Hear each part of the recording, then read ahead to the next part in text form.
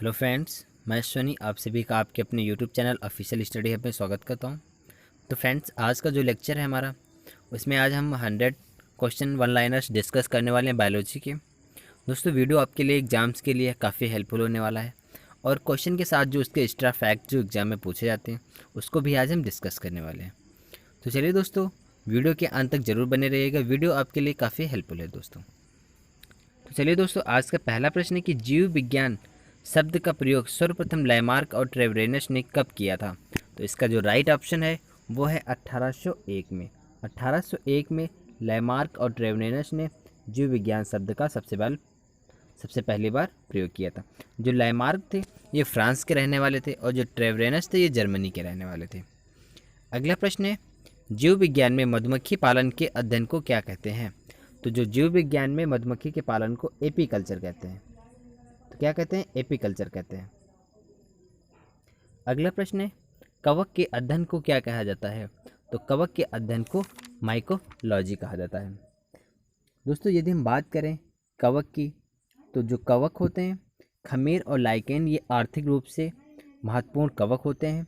और ये जो कवक होते हैं ये क्लोरोफिल रहित परजीवी एवं थैलस युक्त पौधे होते हैं जो कवक होते हैं। अगला प्रश्न है हमारा, कीटों के अध्ययन को क्या कहा जाता है। तो जो कीटों का जो अध्ययन होता है उसे एंटोमोलॉजी कहते हैं।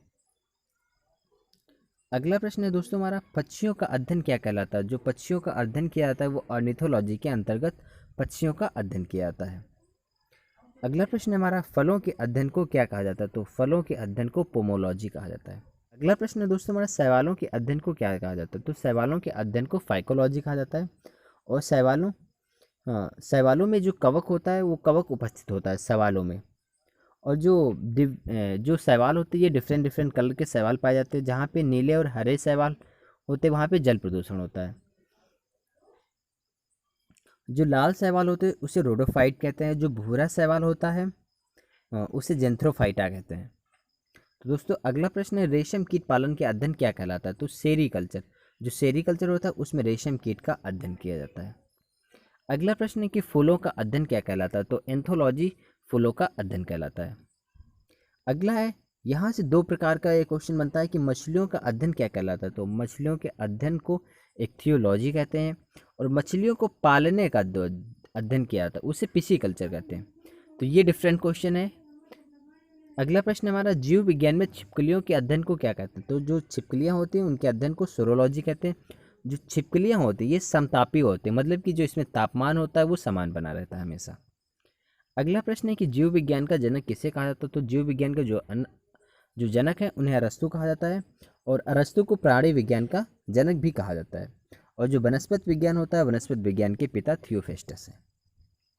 अगला प्रश्न है दोस्तों, अरस्तु द्वारा समस्त जीवों को कितने समूहों में विभाजित किया गया है।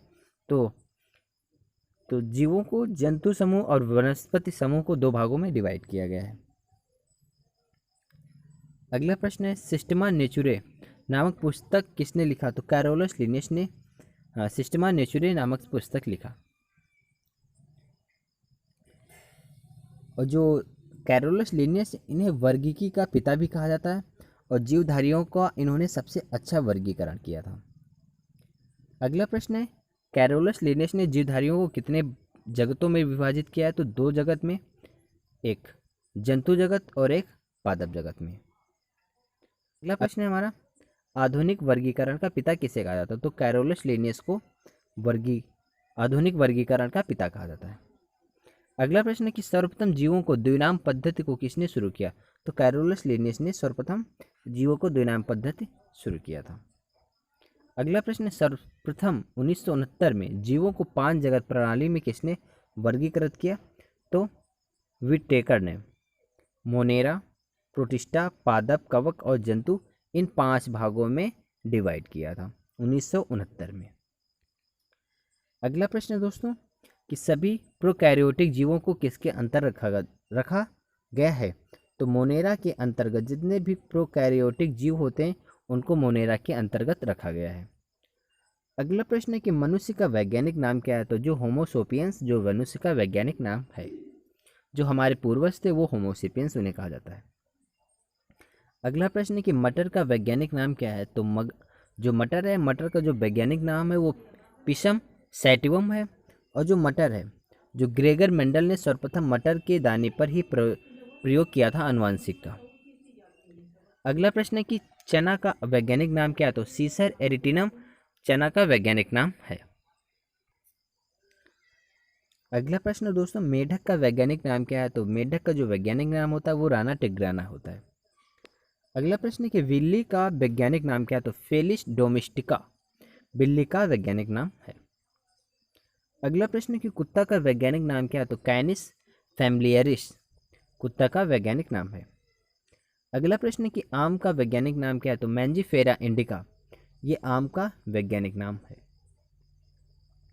अगला प्रश्न है कि मक्खी का वैज्ञानिक नाम है? तो मूस्का डोमेस्टिका मक्खी का वैज्ञानिक नाम है। अगला प्रश्न दोस्तों, सरसों का वैज्ञानिक नाम क्या है? तो ब्रासिका कैम्पेस्टिका ये सरसों का वैज्ञानिक नाम है। अगला प्रश्न है कि गेहूं का वैज्ञानिक नाम क्या है? तो टिटिकम एस्टिवम ये गेहूं का वैज्ञानिक नाम है। अगला प्रश्न है कि धान का वैज्ञानिक नाम क्या है? तो ओरिजा सटिवा ये धान का वैज्ञानिक नाम है। और ऊपर हम लोगों ने जितना भी वैज्ञानिक नाम देखे वे सभी द्विनाम पद्धति के उदाहरण थे दोस्तों। अगला प्रश्न है, द्विनाम पद्धति में पहला शब्द किसका पहचान बताता है? तो वंश का।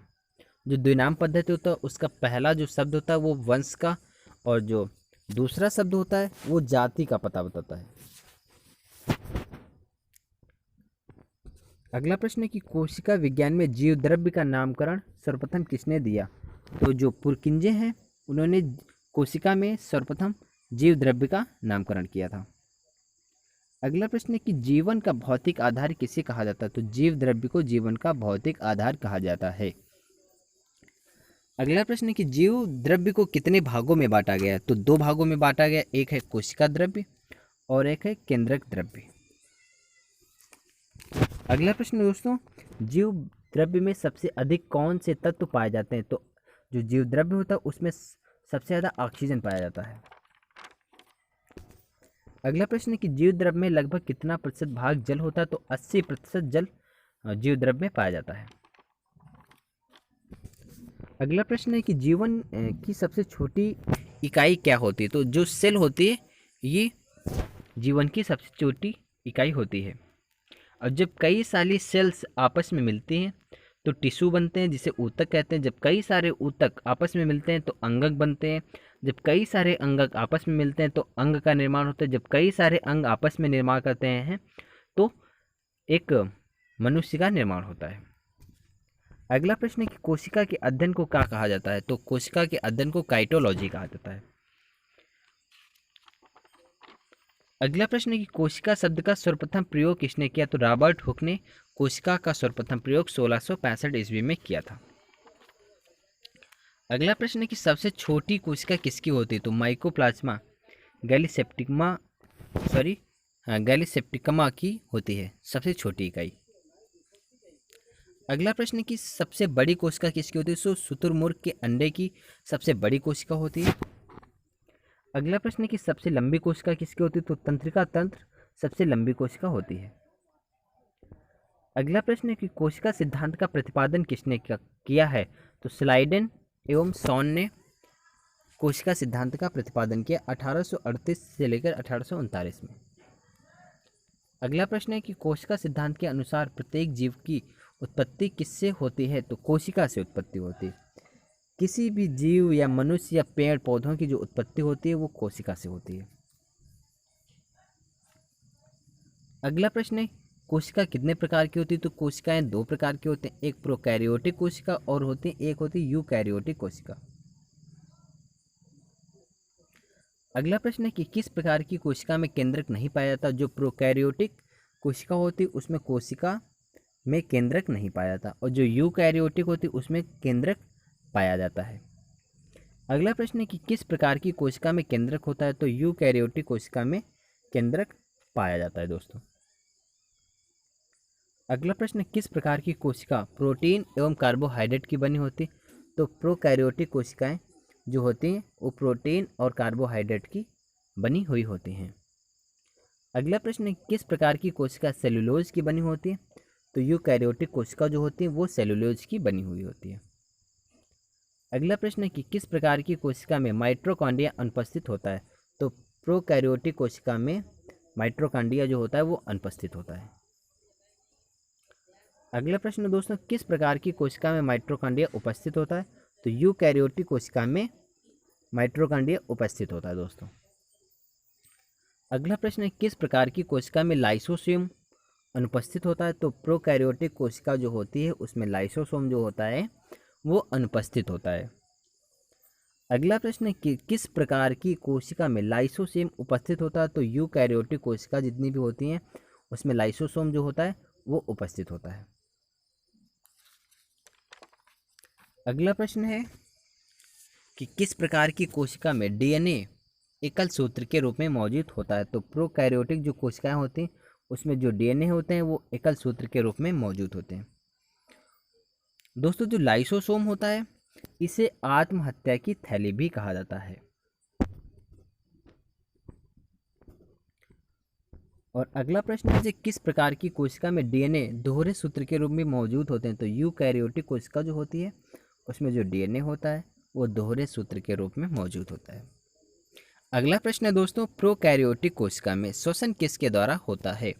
तो प्लाज्मा झिल्ली के द्वारा प्रोकैरियोटिक कोशिका में श्वसन होता है। अगला प्रश्न है, यूकैरियोटिक कोशिका में श्वसन किसके द्वारा होता है? तो माइटोकॉन्ड्रिया के द्वारा जो यूकैरियोटिक कोशिका होती है उसमें श्वसन होता है। और जो माइटोकॉन्ड्रिया होता है उसे ऊर्जा ग्रह भी कहते हैं। अगला प्रश्न है कि लिंग प्रजनन क्षमता किस प्रकार की कोशिका में नहीं पाया जाता? तो जो प्रोकैरियोटिक कोशिका होते हैं उसमें किसी भी प्रकार की लिंग प्रजनन क्षमता कोशिका में नहीं पाई जाती है। अगला प्रश्न है, लिंग प्रजनन क्षमता किस प्रकार की कोशिका में पाया जाता है? तो यूकैरियोटिक कोशिका में लिंग प्रजनन क्षमता पाई जाती है। अगला प्रश्न है कि जीवाणु की कोशिका भित्ति जो सेल वॉल होती है वो किस चीज़ की बनी होती है? तो पेप्टिडोग्लेशन की बनी होती है। अगला प्रश्न है, जो तारककाय होते हैं तारककाय की खोज किसने की थी? जो केवल जंतु कोशिकाओं में पाया जाता है। तो बोबरी ने तारककाय की खोज की थी जिन्हें सेंट्रोसोम कहते हैं। अगला प्रश्न है कि पादप कोशिका में सर्वप्रथम राइबोसोम की खोज किसने की थी? तो रॉबिन्सन एवं ब्राउन ने 1853 में राइबोसोम की खोज की थी। अगला प्रश्न है कि जंतु कोशिका में सर्वप्रथम राइबोसोम की खोज किसने की थी? जी.ई. पैलाडे ने 1955 में सर्वप्रथम राइबोसोम की खोज की थी। राइबोसोम को प्रोटीन की फैक्ट्री भी कहा जाता है दोस्तों, ये याद रखना है आपको फैक्ट। तो राइबोसोम किस चीज़ का बना होता है? राइबोसोम जो होता है वो आरएनए और प्रोटीन का बना हुआ होता है। आरएनए का पूर्ण रूप क्या है? तो राइबोन्यूक्लिक एसिड। और जो डीएनए का तो डीऑक्सीराइबोन्यूक्लिक एसिड। याद रखना, ये काफ़ी बार एग्जाम में पूछा जाता है दोस्तों यदि हमारा प्रयास आपको अच्छा लग रहा है तो दोस्तों ज़्यादा से ज़्यादा अपने दोस्तों में शेयर ज़रूर करिएगा वीडियो को, ताकि ज़्यादा से ज़्यादा लोगों को इस वीडियो का लाभ मिल सके। अगला प्रश्न है कि प्रोटीन की फैक्ट्री किसे कहा जाता है? तो राइबोसोम को प्रोटीन की फैक्ट्री कहा जाता है। अगला प्रश्न है कि माइटोकॉन्ड्रिया की खोज सर्वप्रथम किसने की? तो अल्टमैन ने 1886 में सर्वप्रथम माइटोकॉन्ड्रिया की खोज की थी। अगला प्रश्न है, किसने माइटोकॉन्ड्रिया का नामकरण किया था? तो बेंडा ने माइटोकॉन्ड्रिया का सर्वप्रथम नामकरण किया था दोस्तों। अगला प्रश्न है कि ऊर्जा युक्त कार्बनिक पदार्थों का ऑक्सीकरण कहाँ होता है? तो माइटोकॉन्ड्रिया में। अगला प्रश्न जो है, कोशिका का पावर हाउस किसे कहा जाता है? तो माइटोकॉन्ड्रिया का कोशिका का पावर हाउस कहा जाता है। अगला प्रश्न है दोस्तों, कोशिका का इंजन किसे कहते हैं? तो माइटोकॉन्ड्रिया का कोशिका का इंजन कहते हैं। अगला प्रश्न है कि डीएनए कहाँ पाया जाता है? तो जो डीएनए होता है वो माइटोकॉन्ड्रिया एवं क्लोरोप्लास्ट में उपस्थित या पाया जाता है। अगला प्रश्न है कि गाल्जी काय की खोज किसने की? तो कैमिलो गोल्जी ने गोल्जी काय की खोज की थी। अगला प्रश्न है कि कोशिका के अणुओं का यातायात प्रबंधक किससे कहा जाता है? तो गाल्जी काय को जो कोशिका के अणुओं का यातायात प्रबंधक भी कहा जाता है, गाल्जी काय को। अगला प्रश्न है कि लाइसोसोम की खोज किसने की? तो डी डुवे ने लाइसोसोम की खोज की थी। और जो लाइसोसोम होता है उसे आत्महत्या की थैली भी कहा जाता है। अगला प्रश्न है कि बाहरी पदार्थों का भक्षण व पाचन करने के लिए लाइसोसोम में कितने प्रकार के एंजाइम पाए जाते हैं? तो लाइसोसोम में 24 प्रकार के एंजाइम पाए जाते हैं। अगला प्रश्न है कि कोशिका का आत्मघाती थैली किसे कहा जाता है? तो लाइसोसोम को आत्मघाती थैली भी कहा जाता है। और स्तनधारियों में लाल रक्त कणिकाओं को लाइसोसोम नहीं पाया जाता है।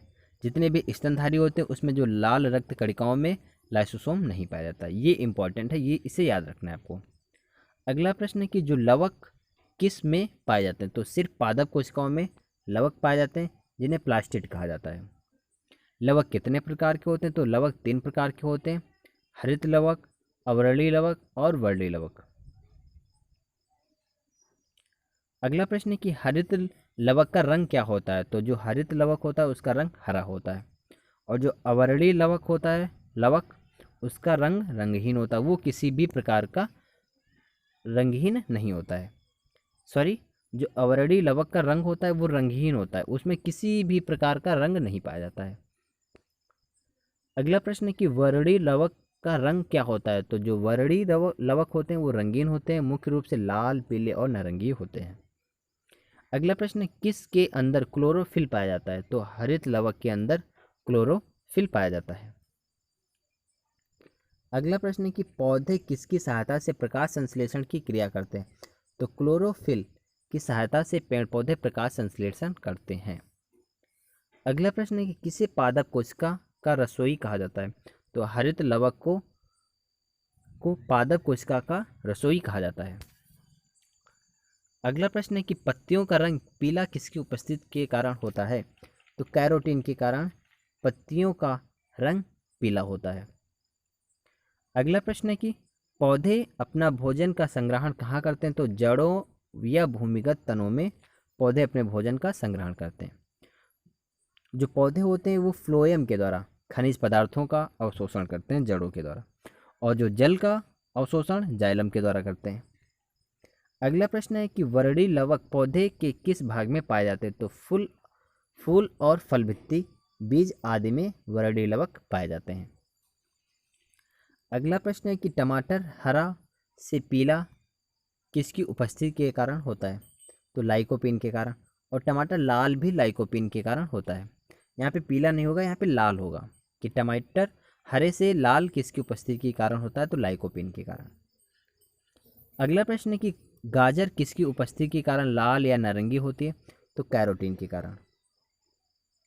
अगला प्रश्न है चुकंदर का गाढ़ा लाल रंग किसकी उपस्थिति के कारण होता है? तो विटानिन के कारण चुकंदर का गाढ़ा लाल रंग होता है। अगला प्रश्न है कोशिका का सबसे प्रमुख अंग कौन सा होता है? तो कोशिका का जो सबसे प्रमुख अंग होता है वो होता है केंद्रक। अगला प्रश्न है केंद्रक द्रव्य में धागे नुमा पदार्थ के जाल को क्या कहते हैं? तो क्रोमैटिन कहते हैं। अगला प्रश्न क्रोमैटिन किस चीज़ का बना होता है? तो प्रोटीन और डीएनए का बना हुआ होता है। अगला प्रश्न है कि मानव में गुणसूत्रों की संख्या कितनी पाई जाती है? तो 23 जोड़ी पाए जाते हैं, टोटल 46 होते हैं। और यदि हम बात करें ऑटोसोम की, तो ऑटोसोम 22 जोड़ी होते हैं, ऑटोसोम 22 जोड़ी और गुणसूत्र 23 जोड़ी। और जो यदि हम 22 में जो 23वां जोड़ी होता है ये किसी भी मनुष्य में लिंग का निर्धारण करता है कि वो बालक होगा या बालिका होगी। यहाँ पे 2 गुणसूत्र पाए जाते हैं, एक एक्स और एक्स वाई। यदि एक्स और एक्स होगा तो लड़की हो जाएगी, और यदि एक्स और वाई का गुणसूत्र आपस में मिलेंगे तो लड़का होगा। अगला प्रश्न है कि चिंपांजी में गुणसूत्रों की संख्या कितनी होती है? तो 24 जोड़ी, मतलब 48 होते हैं चिंपांजी बंदरों में गुणसूत्र। अगला प्रश्न है कि बंदर में गुणसूत्रों की संख्या 21 जोड़ी यानी कि 42 पाई जाती है। दोस्तों ये थे आज के हमारे 100 क्वेश्चन। दोस्तों यदि हमारा प्रयास आपको अच्छा लगा है तो दोस्तों ज़्यादा से ज़्यादा वीडियो अपने दोस्तों में शेयर ज़रूर करिएगा। धन्यवाद दोस्तों। इसका अगला पार्ट आएगा, उस सीरीज़ में भी हम 100 क्वेश्चन डिस्कस करने वाले हैं। तो चलिए दोस्तों, धन्यवाद दोस्तों।